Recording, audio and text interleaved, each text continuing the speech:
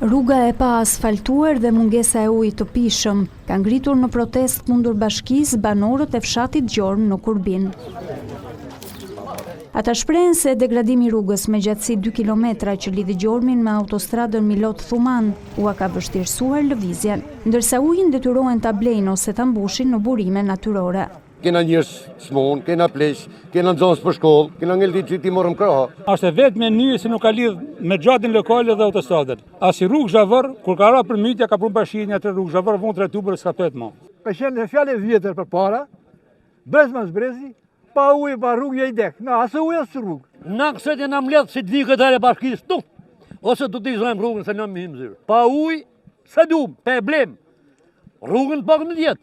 Këtu dhe atje nuk shtroti i plam asfalt. Aty për mëtët veni bëndë këtu, gjithë mësust, gjithë nëzancit, o me qizme, o i lanë pushim. Ne furnizojmë qytetin e Mamurasit dhe të Laçit me produktet vektoriale dhe bujqësore. 35 vite që me ardhin e demokracisë këtu nuk ka pasur asnjë investim. Në fshatin Gjormë jetojnë mbi 250 familje, të cilat përballen prej vitesh me mungesën e investimeve. Shqetësim mbeten përmbytjet në dimër dhe mungesa e barierave në ujë, që rrezikon jetën e fëmijëve. Në mbështetje të banorëve të Gjormit, në protest ishte deputeti i Partisë Demokratike Kastriot Piroli, bashkë me këshilltarët e opozitës në Këshillin Bashkiak të Kurbinit. Ata kërkuan ndërhyrjen e institucioneve për zgjidhjen e problematikave të banorëve. Banorët e fshatit Burimas protestuan kundër projektit të ujësjellësit që parashikon që furnizimi me ujë të lidhet me fshatin Zvezdë. Nuk duan për momentin për arsye se fshati Zvezdë ka probleme.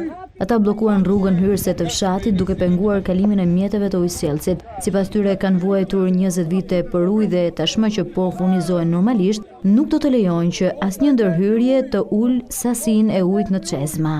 Se ne duam të mbrojmë ujin, se kemi qenë në fshati Burimas ka patur shumë ujë, ja kemi dhënë të tjerëve. Tash i kërkojmë na i marrë, ne këtu që na dolit na japën Zvezdës.